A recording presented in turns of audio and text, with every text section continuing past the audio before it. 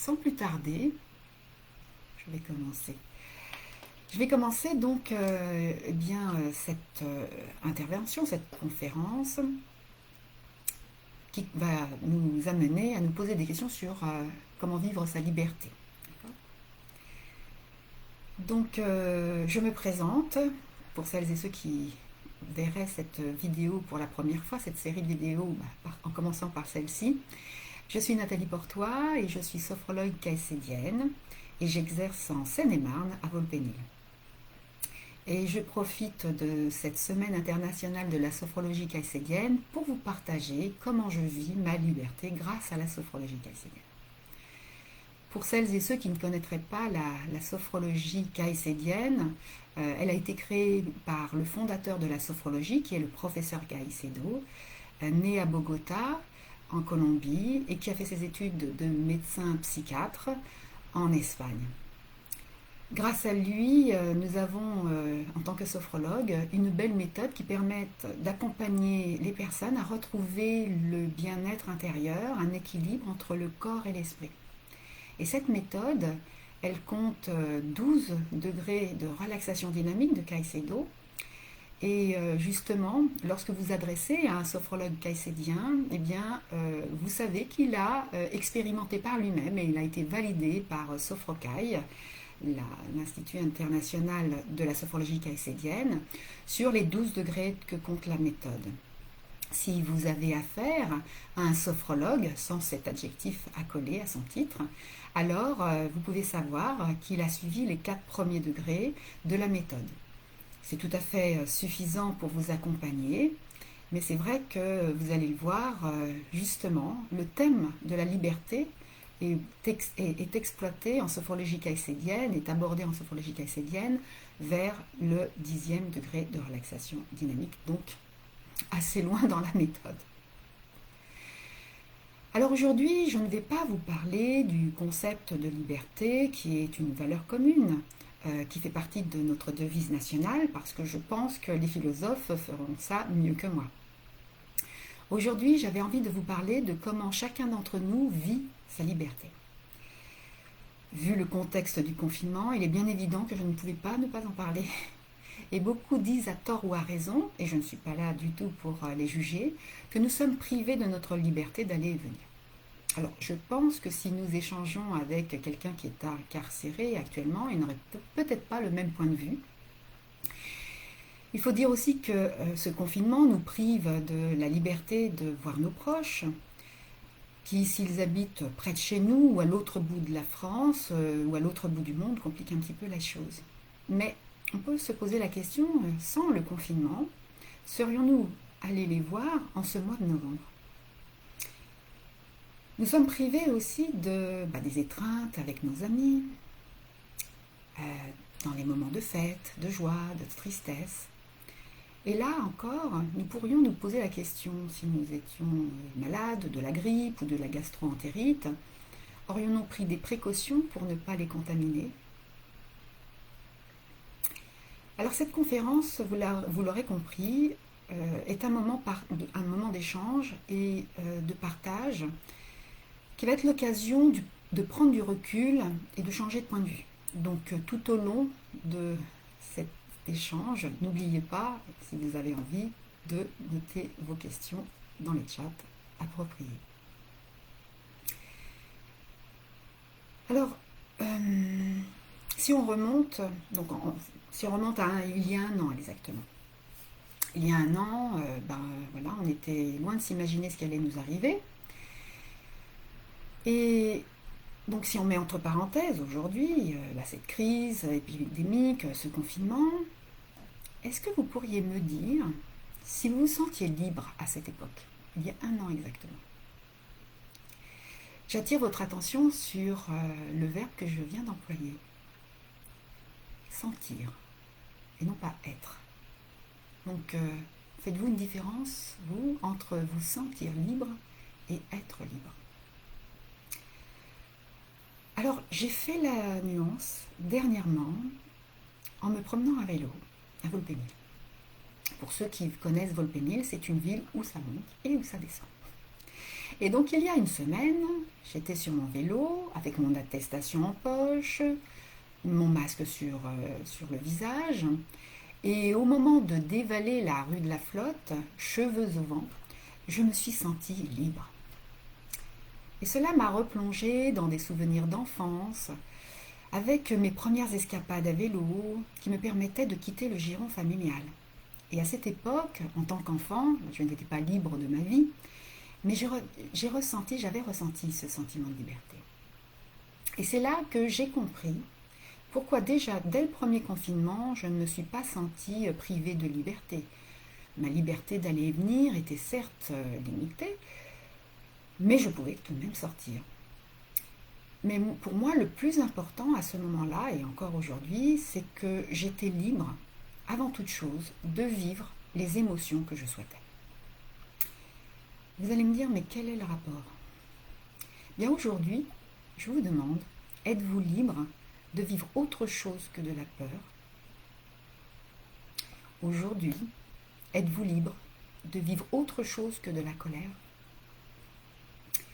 Pour ma part, je trouve beaucoup plus dangereux de nous priver de la liberté d'être soi, c'est-à-dire d'être un être serein, équilibré, vivant toute la palette de ses émotions, pour nous plonger exclusivement dans la peur.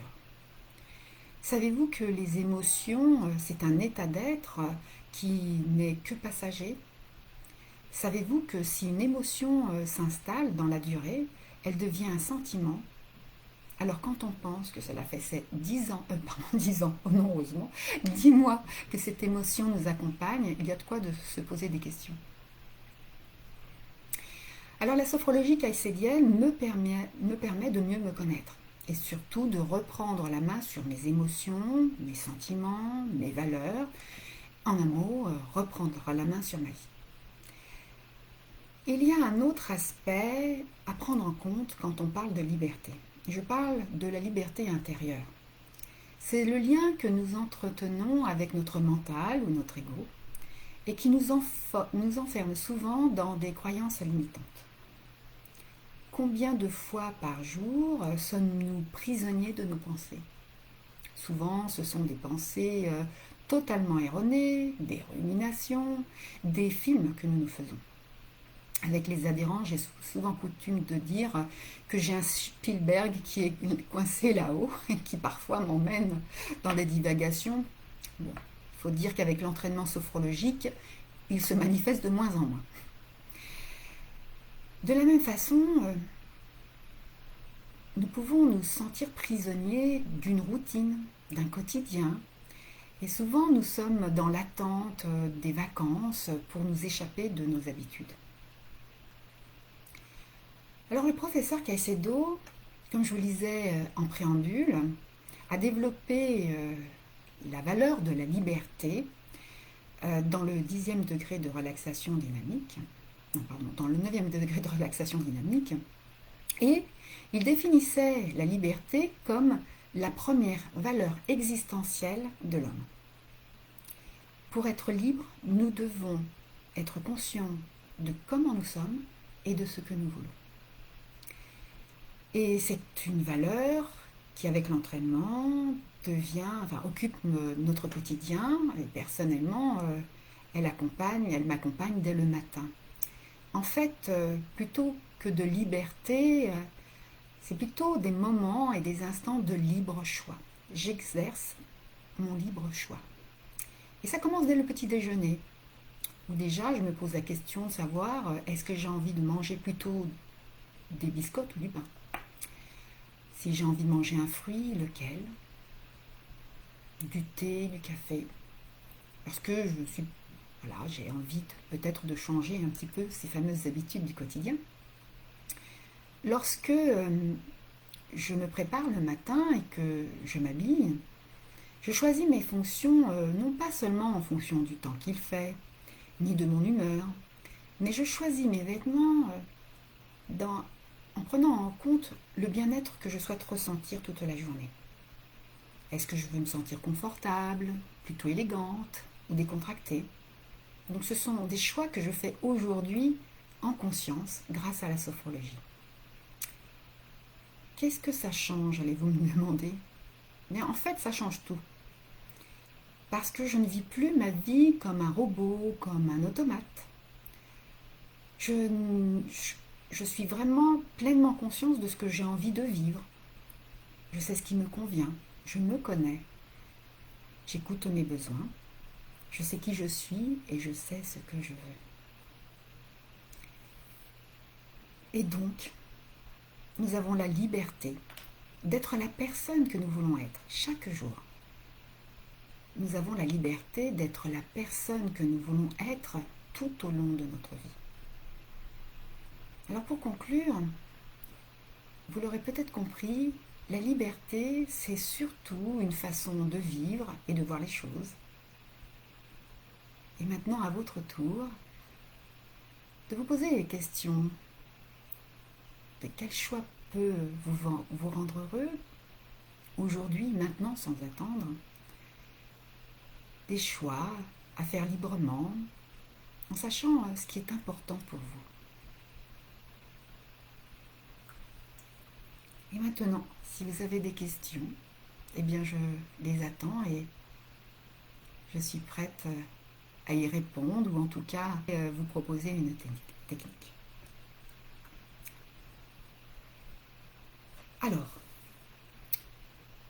je vais vous proposer maintenant une technique qui va vous permettre de réveiller des souvenirs où vous vous êtes senti libre d'aller et venir.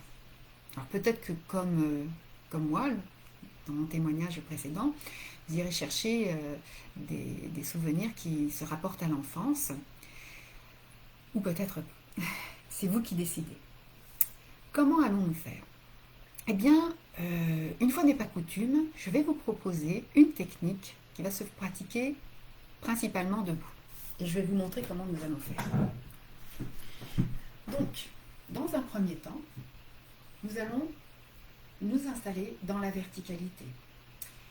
La verticalité qui est une posture très emblématique de notre situation d'être humain.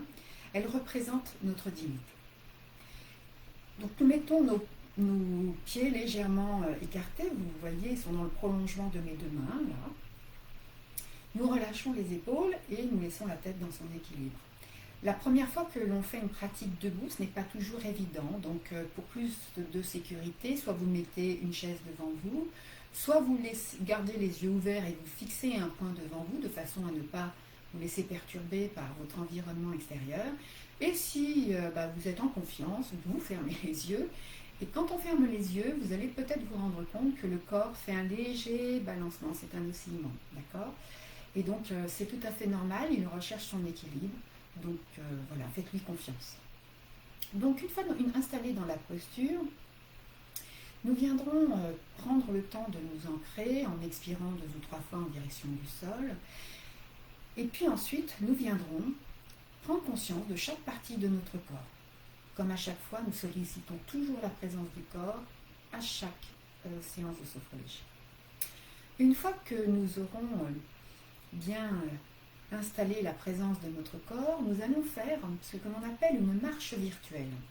Alors je vous rassure, il n'est pas question de marcher voilà, les yeux fermés, encore que quand on est habitué, ça se passe bien. On est juste là pour faire comme si on marchait, et c'est-à-dire que nous allons soulever un talon, puis l'autre. Voilà, les orteils restent en contact avec le sol. Là, je ne fais que soulever un talon, puis l'autre. D'accord? Et je vais imprimer comme ceci une marche virtuelle. Nous allons faire 3 activations comme ceci, c'est-à-dire que nous allons prendre 3 temps pour faire cette marche, comme ça. D'accord? Sur chaque temps, je vais vous aider à vous imaginer en train de, pour la première marche, eh bien, vos premiers pas, d'accord, qui vous permettent de quitter les bras de vos parents. Ensuite, sur la deuxième marche, vous avez grandi, eh bien, vous êtes capable de courir, de faire du vélo, etc. Vous allez un peu plus loin. Et dans la troisième marche, c'est vos premiers pas dans la vie de jeune adulte. Rappelez-vous si cela fait longtemps. Et une fois que nous aurons fait ces 3 marches, alors, à nouveau, nous viendrons nous asseoir et nous ferons un temps de pause. Et c'est là où nous allons accueillir peut-être ce sentiment de liberté qui aura émergé et aussi se poser peut-être cette question, mais là dans la profondeur de notre conscience, de comment est-ce que nous souhaitons vivre maintenant des moments de libre choix. Voilà. D'accord ? Et enfin, nous terminerons par activer 3 qualités que nous avons en tant qu'être humain, c'est-à-dire la confiance en soi et en nos capacités, la capacité à retrouver l'harmonie, l'équilibre dans le corps, dans l'esprit, c'est ce que nous entraînons en sophrologie, et enfin notre capacité à croire en un lendemain positif. Et ensuite, je vous inviterai à vous désophroniser, ça veut dire en fait que vous remonterez votre niveau de vigilance en respirant un petit peu plus profondément, et puis vous remettrez votre corps en mouvement tranquillement jusqu'à faire un profond étirement, et là, alors, vous pourrez ouvrir les yeux et peut-être partager ce qui se passe là pour vous. Est-ce que vous êtes prêts ? Alors je vous laisse vous installer en toute sécurité dans votre verticalité. Alors pour plus aussi d'équilibre et de confort, donc comme je disais à l'instant, les pieds légèrement écartés, on peut poser un poing sur le bas-ventre et l'autre main par-dessus parce que ça nous permet d'avoir le contact bien enveloppant de nos bras, de nos mains. Voilà. Selon votre confiance, selon votre envie, votre environnement, vous pouvez fermer les yeux ou bien laisser les yeux ouverts et fixer un point devant vous. Et là, une fois que nous avons les yeux fermés, nous pouvons prendre conscience de notre corps dans cette posture, avec les pieds bien ancrés au sol. En tout cas, nous sentons le sol sous nos pieds, nos jambes qui nous maintiennent debout. Et nous pouvons relâcher les épaules, laisser notre tête bien s'installer dans son équilibre. Et bien prendre conscience de notre verticalité. Prendre conscience de cette posture de la dignité. Alors, une fois que nous sommes dans notre verticalité, nous allons renforcer notre équilibre et notre ancrage en expirant 2 ou 3 fois en direction de nos pieds, que ce soit par la bouche ou par le nez, peu importe, tranquillement. Nous laissons le poids de notre corps bien se répartir entre nos 2 jambes, entre nos 2 pieds.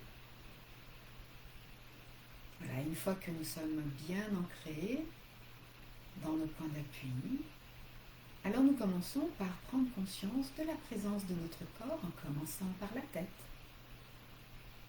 Nous prenons conscience de notre visage que nous laissons se détendre avec le front qui se lisse, les paupières qui se ferment sans effort, nos joues qui glissent sur notre visage. Nous desserrons les mâchoires et nous laissons tout le reste de notre crâne se relaxer. Et nous laissons la détente glisser dans notre nuque, dans notre cou. Nous relâchons un peu plus les épaules. Et nous laissons la détente glisser le long de nos bras, de nos avant-bras, de nos mains, avec une douce sensation de bien-être au creux de nos mains. Nous détendons autant que possible notre dos de haut en bas et à l'avant sentir notre respiration qui fait se soulever et s'abaisser notre cage thoracique. Et dans notre abdomen, le ventre qui se gonfle et qui se dégonfle à chaque fois que nous respirons calmement, tranquillement.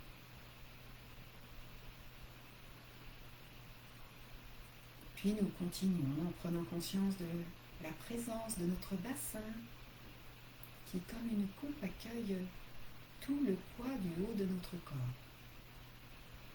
la présence de nos cuisses, de nos jambes, de nos pieds.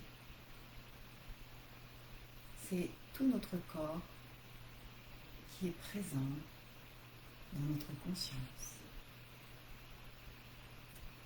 Et avec cette présence agréable de notre corps, nous allons maintenant faire cet exercice de marche virtuelle. Alors nous pouvons les serrer les mains, les laisser s'aligner le long de notre buste, peut-être légèrement rapprocher les jambes et en soulevant un talon, puis l'autre, doucement, en respectant bien notre confort et nos limites, que nous fassions ce mouvement, les yeux mi-clos ou fermés. Nous tournons notre attention vers le poids de notre corps qui bascule d'un pied sur l'autre. Tranquillement, nous évoluons dans ce balancement. Cela peut-être nous rappelle bien nos premiers pas de marche. Lorsque nous avons appris à marcher, d'un pas peut-être moins assuré qu'aujourd'hui, nous avons basculé le poids du corps d'un pied sur l'autre. Pour que petit à petit, jour après jour, nous avons pris davantage confiance dans nos pas, dans notre marche.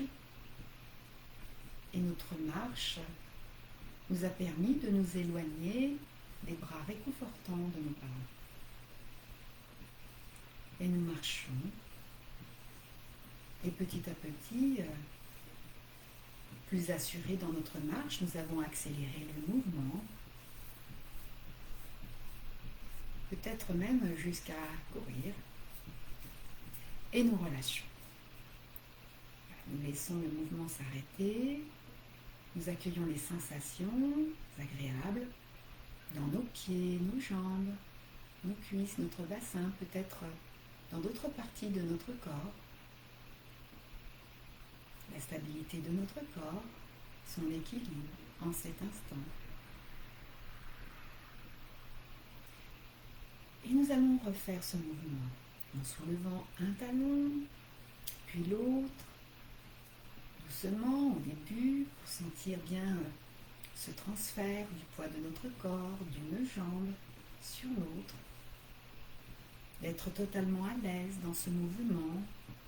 Peut-être avons-nous fermé les yeux pour la deuxième tentative. Et là, nous allons nous imaginer le rythme peut être un peu plus soutenu. Nous pouvons nous imaginer enfants en train de courir dans la cour d'école, près de camarades. Nous imaginer en train de faire du vélo. Et là, nous allons de plus en plus vite et aussi de plus en plus loin de la protection familiale. Nous conquérons notre liberté. Et puis, petit à petit, peut-être avons-nous appris à conduire. Le fait de conduire nous a amené encore plus loin. Alors nous pouvons accélérer. La vitesse aussi, c'est à augmenter. Nous pouvons accélérer, accélérer, accélérer. Et nous relâchons. Nous laissons les sensations, les perceptions agréables apparaître à notre conscience. Peut-être davantage de sensations que la première activation. Voilà. Et une dernière fois, nous faisons ce mouvement de bascule d'un pied sur l'autre. Cette fois-ci, nous marchons assurément. Nous nous replongeons peut-être dans le souvenir de jeunes adultes. Lorsque nous avons pris nos premières décisions, nous avons fait nos premiers choix, sans attendre l'approbation des parents, c'est là où nous avons exercé notre liberté. Nous nous rappelons de tout ce que cela éveille en nous. Se sentir libre de vivre notre vie. Et nous pouvons, si nous le souhaitons, activer une dernière fois le mouvement pour aller de plus en plus vite. Encore, encore et encore pour relâcher. Relâcher le mouvement, laisser les sensations agréables apparaître dans notre corps. Des sensations peut-être de chaleur, de fourmillement ou bien de fraîcheur. Toutes les sensations positives sont les bienvenues. Et nous allons maintenant ouvrir les yeux pour regagner notre siège et prendre une pause pour apprécier tous les bienfaits de cette pratique. Accueillir la présence du corps que nous venons de réveiller avec cette marche virtuelle.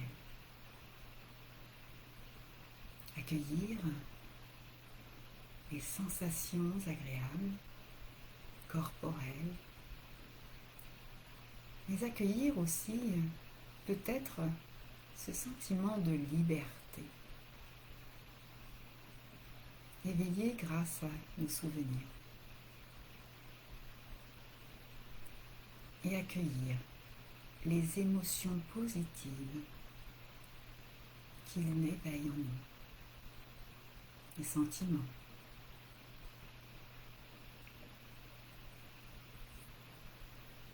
Et c'est avec tout ce positif bien présent en nous que nous pouvons inspirer pour que tout ce positif s'installe profondément en nous, s'installe durablement en nous. Inspiration sur chaque inspiration,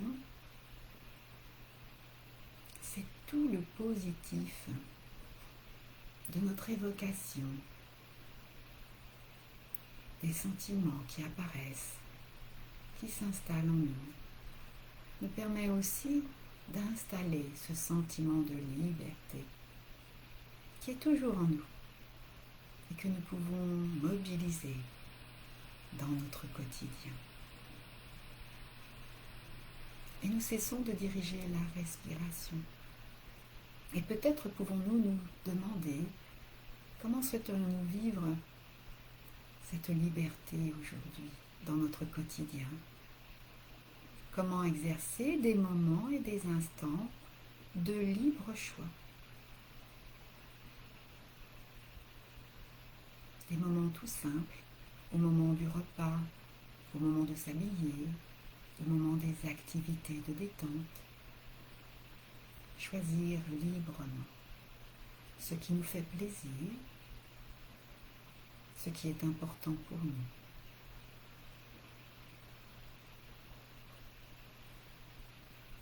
Et terminer par se demander comment puis-je me sentir libre dans ma journée.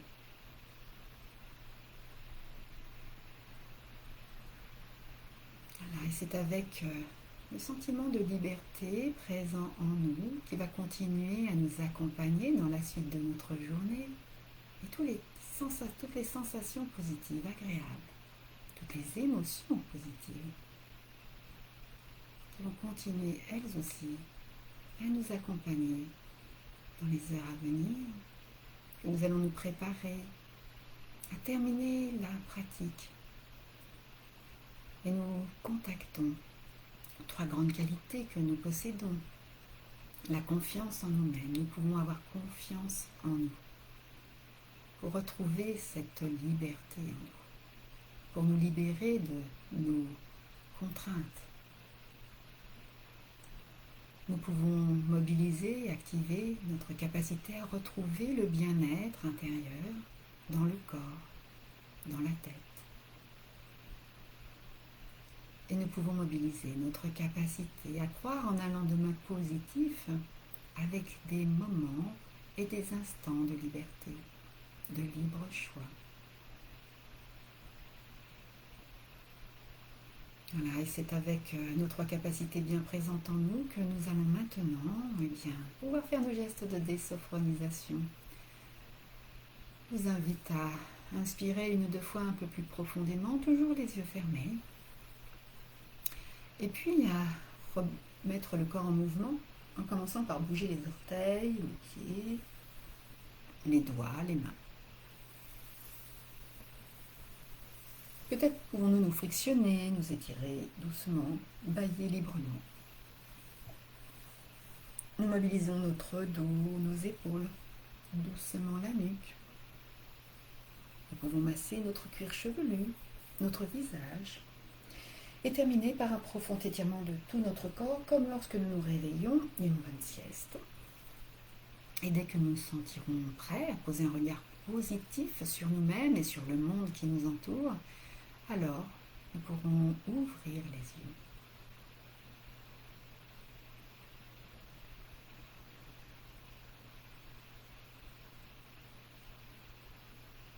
Voilà.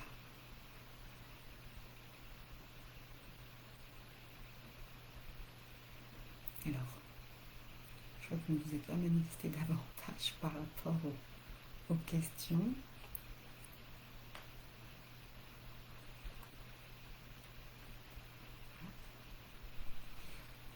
Alors n'hésitez pas à nous faire des commentaires, aussi bien sur YouTube que sur Facebook, à partager bien sûr les vidéos, voilà, à les re-regarder ultérieurement, sait-on jamais, ne serait-ce que pour refaire la pratique. Et c'est avec, voilà, avec joie que je vais conclure ce partage, cette vidéo, en vous souhaitant une excellente journée, pleine de libre choix, et vous donne peut-être rendez-vous demain pour une nouvelle rencontre où là je vous partagerai en fait ma façon de motiver les adolescents grâce à la sophrologie caïcédienne. En attendant, belle journée, prenez soin de vous.